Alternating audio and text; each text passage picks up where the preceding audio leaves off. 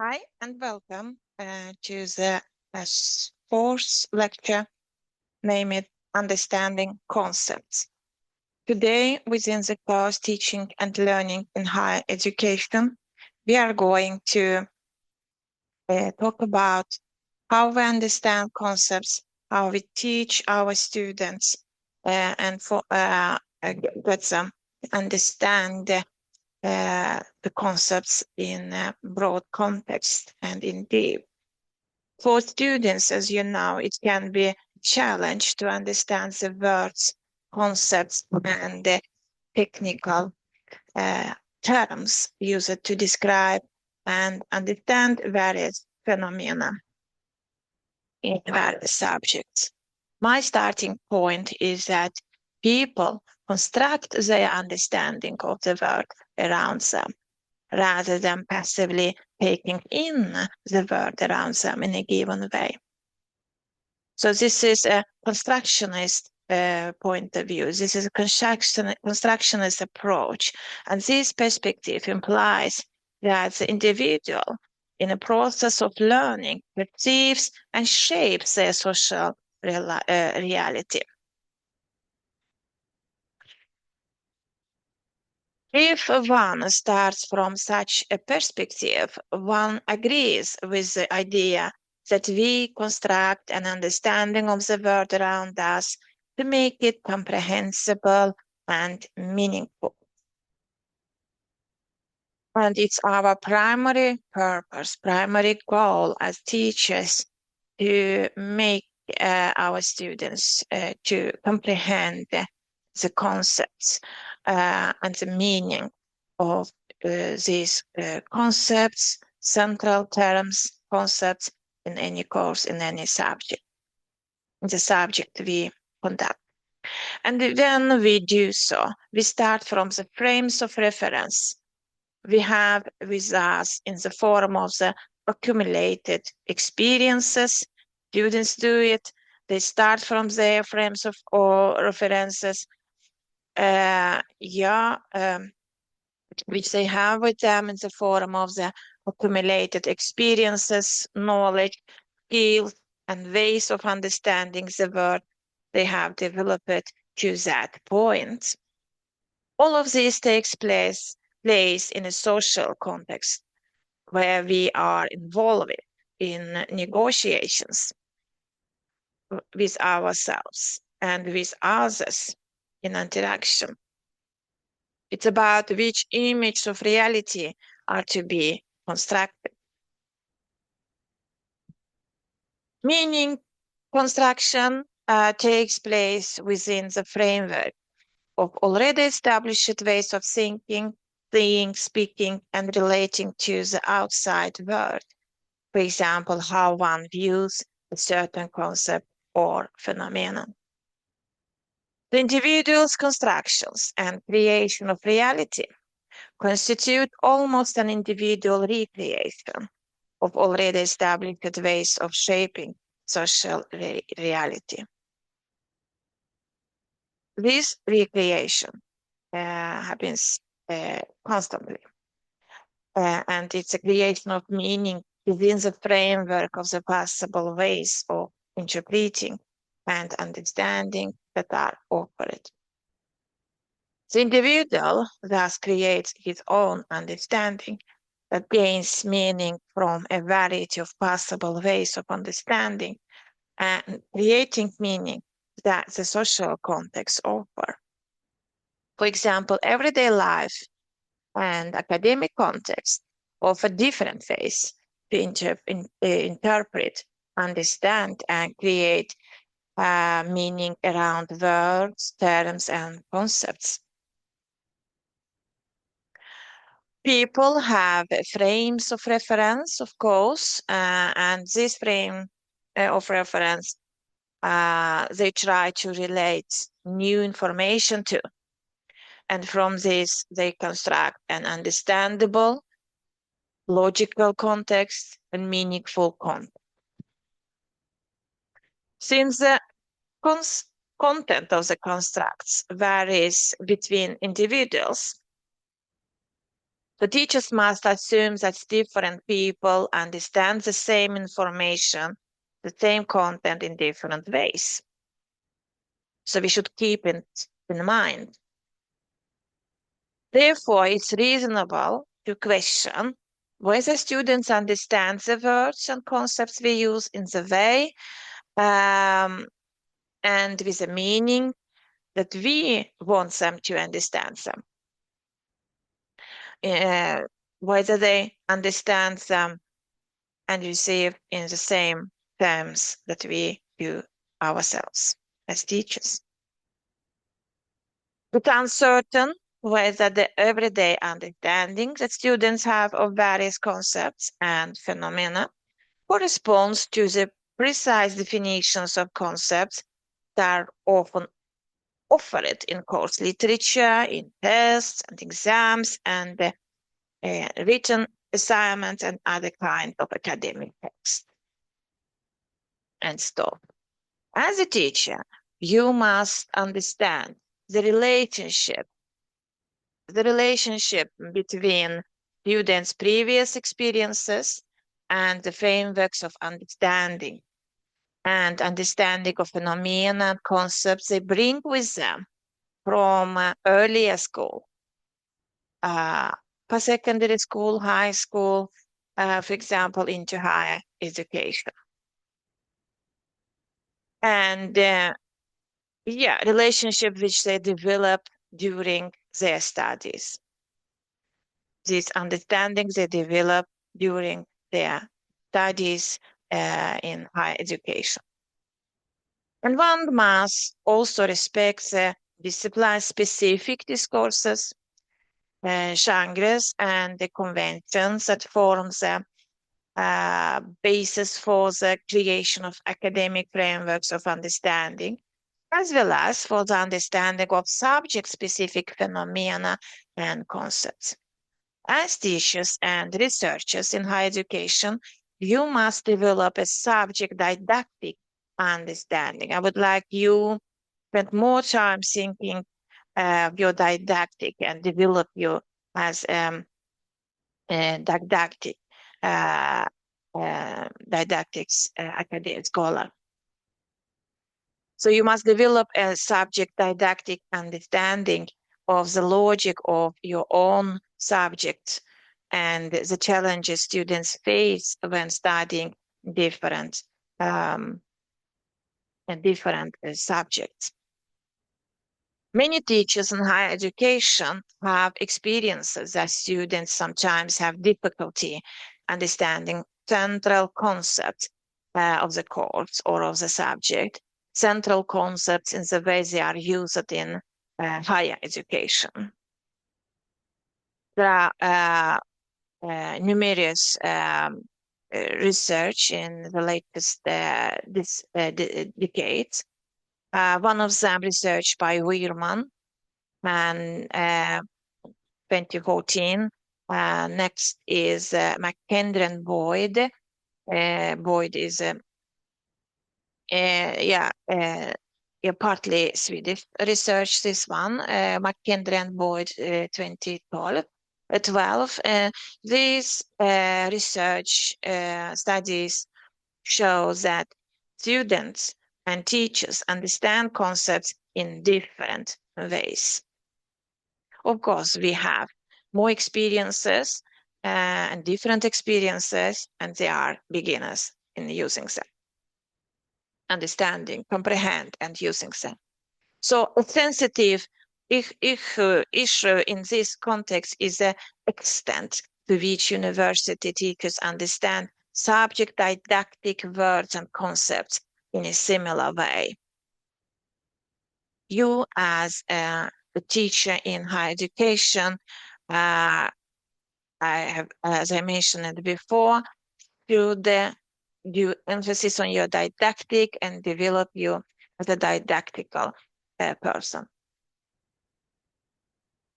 Students' conceptual understanding has been the subject of research in many subjects and disciplines that make tenant in several decades.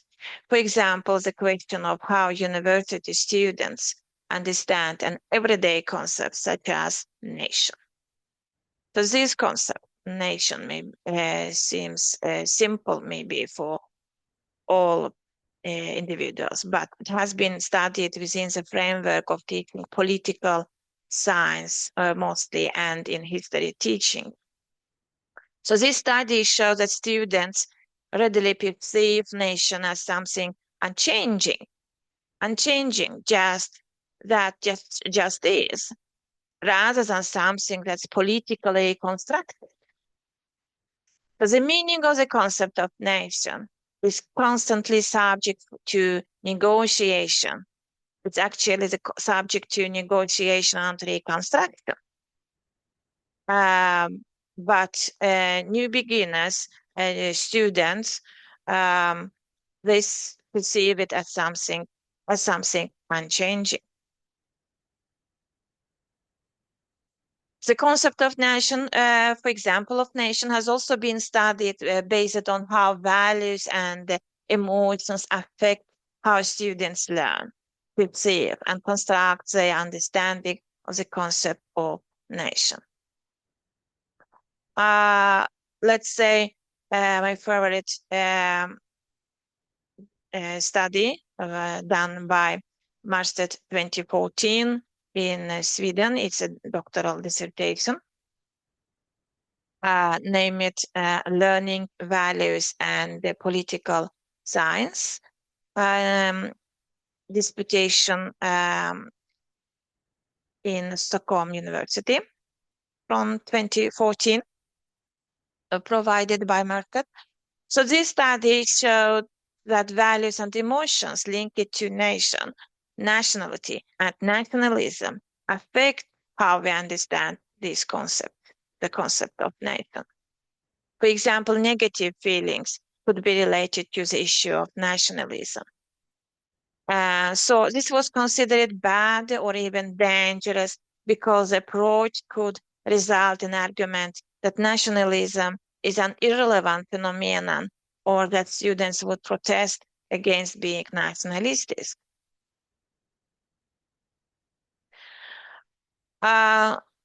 Another important term or which I would like to raise today is the concept of positioning. Very broadly widely used in social sciences, anthropology, in ethnography studies, multiculturalism, linguistics, etc. Multiculturalism and intercultural studies. Values, emotions, and personal identity constructions can have an impact on how students understand concepts and how they position themselves. For you, for example, now just name something briefly and simple. For you as participants from Karabakh University, so maybe you see me as someone from Sweden, but I position myself in Sweden as an Azerbaijani scholar. So it can be different. It can be different in which group, in which forum, and in which extent. So I am a Swedish citizen. I am the lecturer at the Swedish University. Yeah, so it can vary in different situations. For example, the study of Tallinn from 2008 describes how young people establish identity by positioning themselves in relation to different social categories, such as gender, religion, nationality, ethnicity, sexuality, and social class. Young people also distinguish themselves and their own group in relation to other social categories to which they don't consider themselves to belong by describing similarities within their own group and differences between the others and themselves.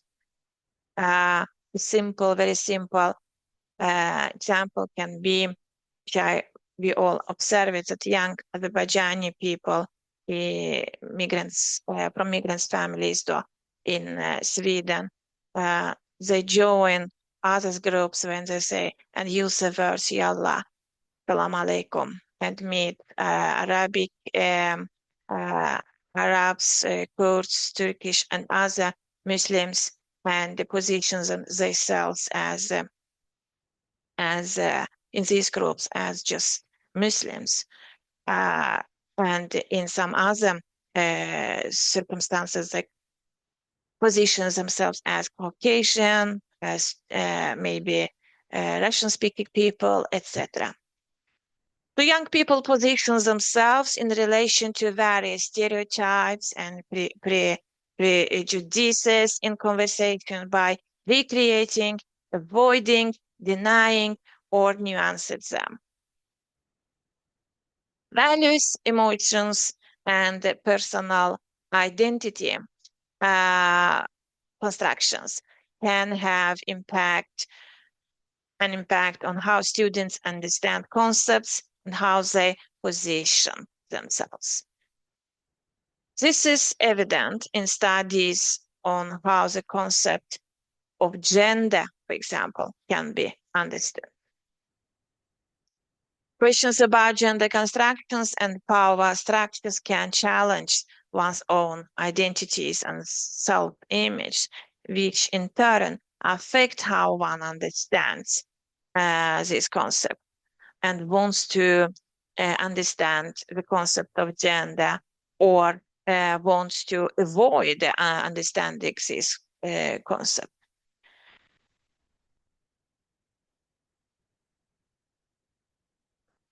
The research examples show that there are more things than rational argumentation or students' previous experiences and frames of understanding that affect how concepts and phenomena are understood. Seemingly irrational aspects such as emotions, values, identity, power, and position affect the understanding that created and the meanings given to different concepts. So that's why we have core concepts and threshold concepts. What is difficult when it comes to understanding scientific concepts varies between subjects, you know.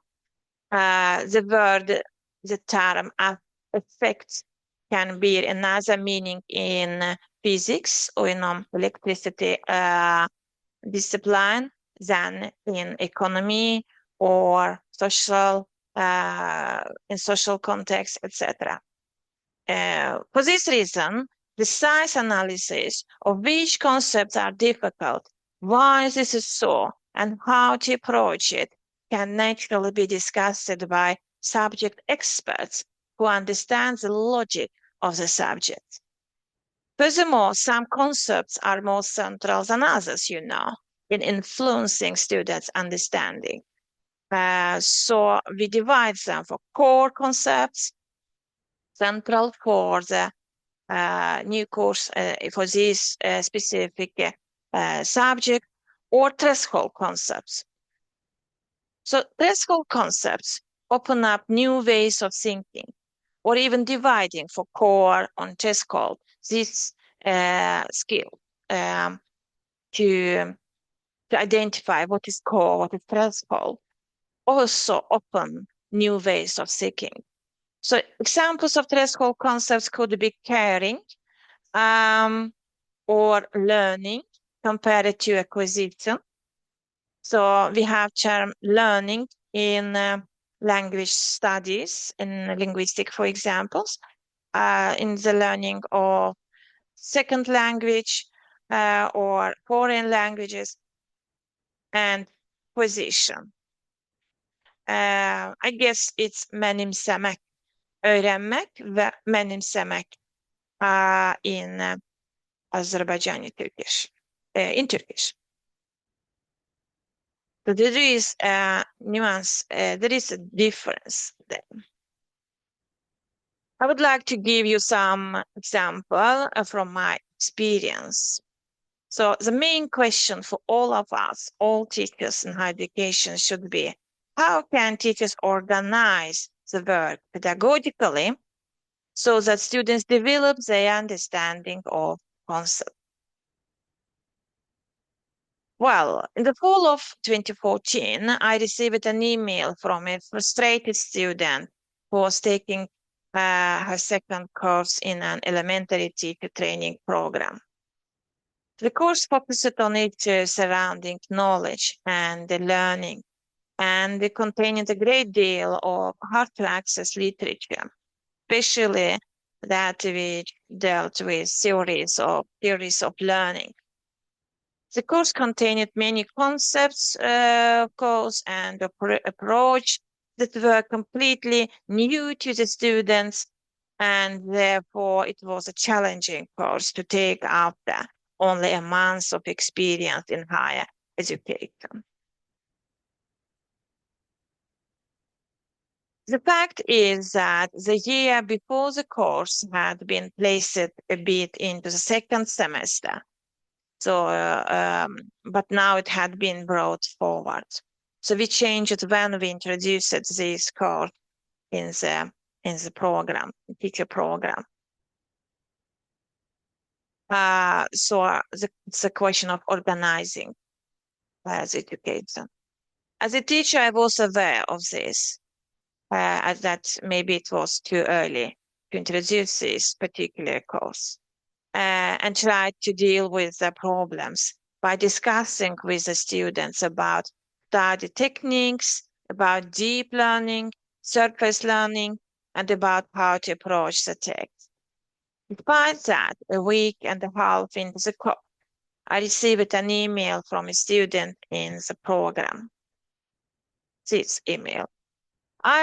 You have told to us a number of times that it's not strange that you don't understand all the concepts and formulations yet, but that it will come with time. But when I sit and read, for example, Carlgren's article, I have to Google every fourth word because I don't know what it means. It's very difficult to get a handle on what it's about. When I have read a page twice at that, I cannot even tell or think about what it was about because I don't understand. So how am I supposed to understand before I have learned all the concepts? Well, you can get sense the students' frustration in this mail, but also which strategy to use. Quite fragile strategy. She looks up foreign words via Google. Wow. The study method led to fragmented reading with interruptions and probably to greater frustration than before. So my response, let's say, parts of my response to students look like this. Hi, I understand if the reading becomes piecemeal, if you have to Google too many words. But if you try to read on without the ambition to understand every word, you can first get some overall understanding, fragmentary understanding, which then, in a second reading, I can help you see the main features of each section. That's what is the important thing in this particular paragraph. Which words are you stuck on? Can you give some examples? Because I don't really think it's every fourth word, even though it may feel that way. So in this response, I try to offer a strategy for moving forward. An important part of the strategy to free yourself from the idea that you should understand everything when you read a text the first time. It's about reading the whole or parts of the text several times so that you gradually gain a broad and deep understanding of the text, content, and message. I meet ambitious students, high achieving students who have already become accustomed to understanding literature in a relatively simple way in high school. For them, it can be frustrating to encounter text that resists. They can then, just like the student I mentioned it, get stuck in a piecemeal reading. The fact that students get stuck, reading the text, any text, maybe because they start with in-depth reading, with the ambition to understand everything on the first read through. To give them, learn them to take strategies, apply strategies. So my insight from the email, the student can gain some understanding of what the text is about from the context. Such a first reading through leads to a second reading being experienced as less frustrating than the first, because one can look up difficult words without the reading being perceived as disjointed.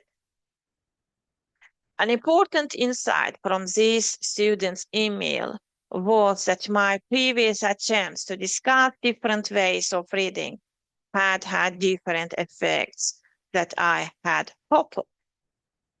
So I thought about all individuals in that group. They also got different understanding. So I was grateful to the student who made the contact and was honest in her frustration is what actually happened. For an hour and a half, we communicated via 5 emails. So she received feedback several times. In the email conversation, some strategies emerged for tackling a text filled with difficult concepts. That's why your interaction is important. Interaction to teach students. As a teacher, you can let students try to identify central concepts and then discuss different understanding.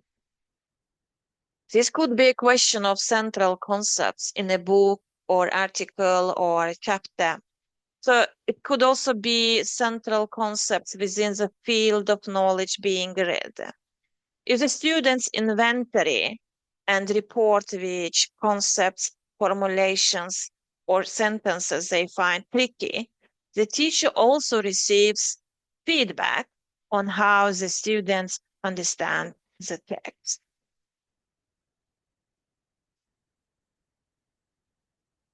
Well, how we investigate and examine conceptual understanding, students' learning of concepts. One of the pedagogical challenges is to inventory concepts found in the index. It can be made visible that there are different understandings of the concepts, what different forms of understanding there are, how they come to exist, and what the correct forms of understanding are in different contexts.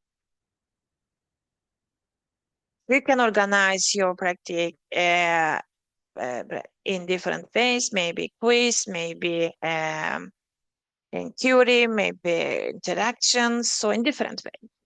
One way to make visible how one views a concept or phenomenon is to talk about it by using other words, synonyms, images, and metaphors. So I would like to touch it, what that means, using metaphor. An example is found in research on how system developers try to understand how troubleshooting on circuit boards works. In the study by Hammaren, about how system developers try to understand how troubleshooting on circuit board works. So this Hammaren study professional skills, and he used a metaphor called the funnel Cantarell effect. Cantarell, mushrooms.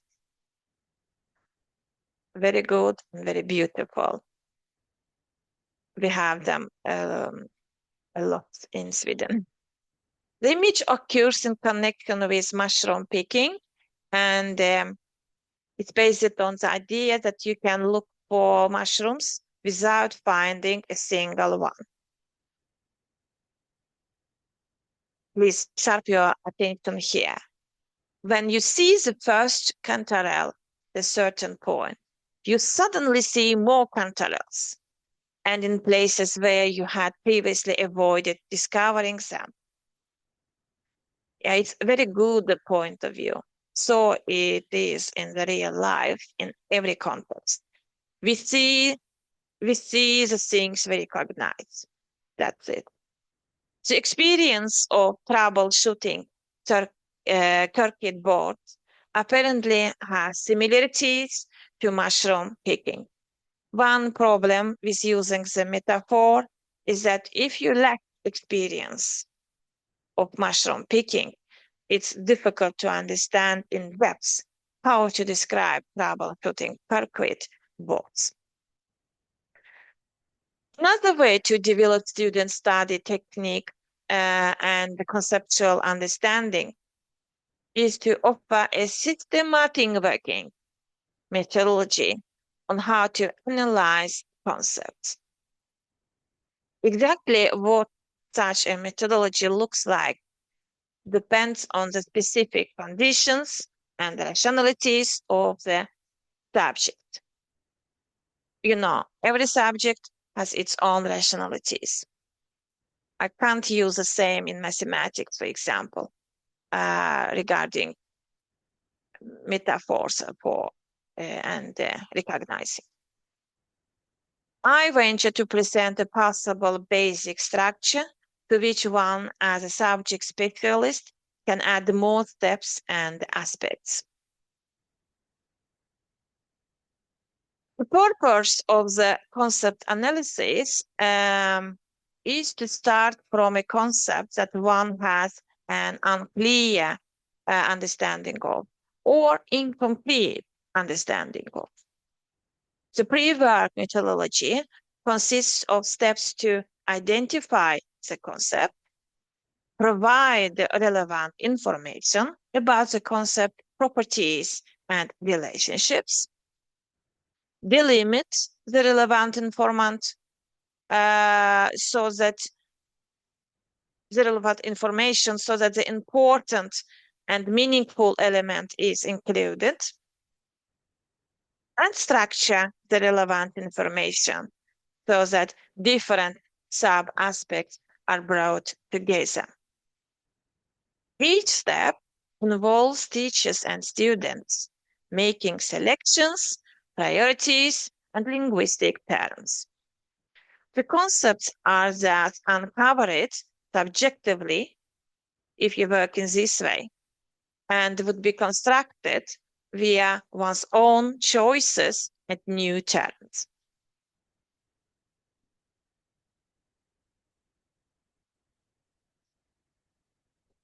But regardless of what teachers in higher education do, students' work and strategies are most important. They are important for their learning.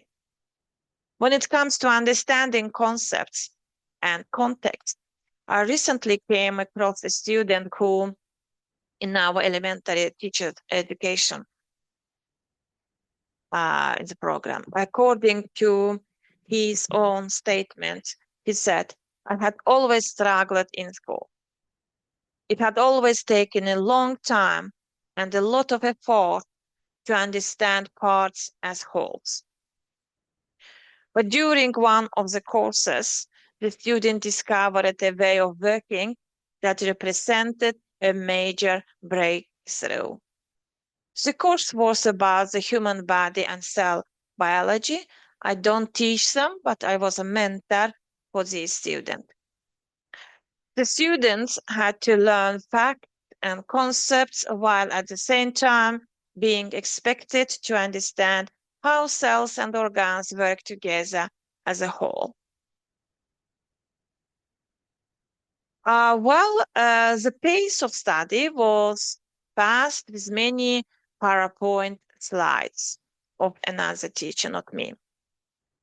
Like many other students, the student asked to see the teacher's slides. But instead of passively studying the slides, the students began to rework them. Pay attention, rework them. When the teacher slides could, for example, list and describe the parts of a cell, the student added his own picture where he asked questions that could be answered based on the teacher's slide.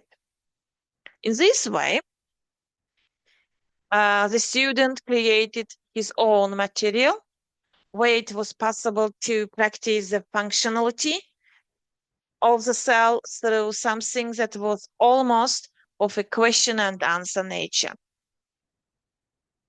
The students' work led to good practice and repetition material with interactive elements. What I mean here, you can let the student practice the functionality.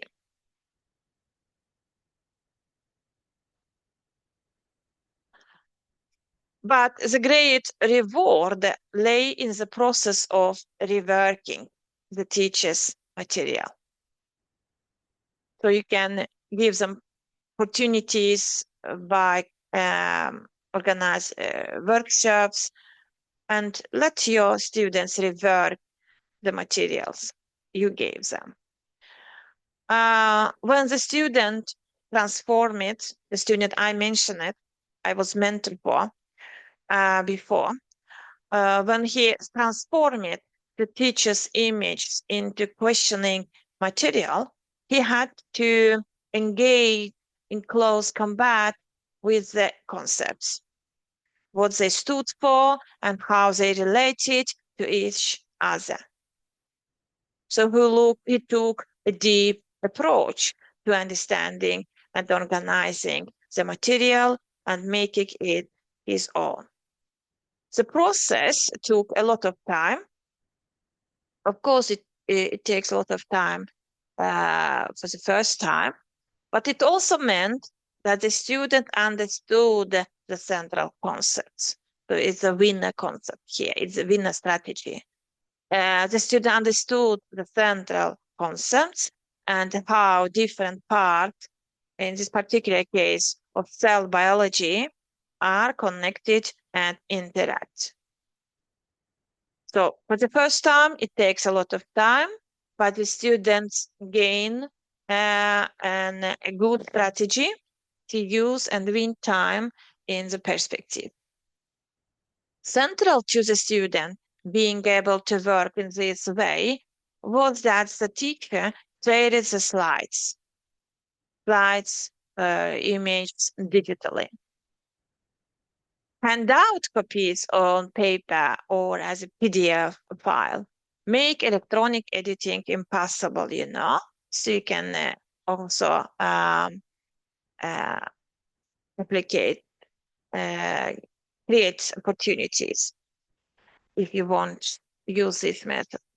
The purpose of the latter forms of distribution is often precisely that you do not want others to be able to use your material, rework them. But if you want, you can share them electronically. So with possibilities to editing. Supporting students study techniques, understanding of concepts, and the importance of context can therefore be about the form in which you as teachers share material with students. That was all for today. Thank you. Next lecture is about identity issues in our teaching.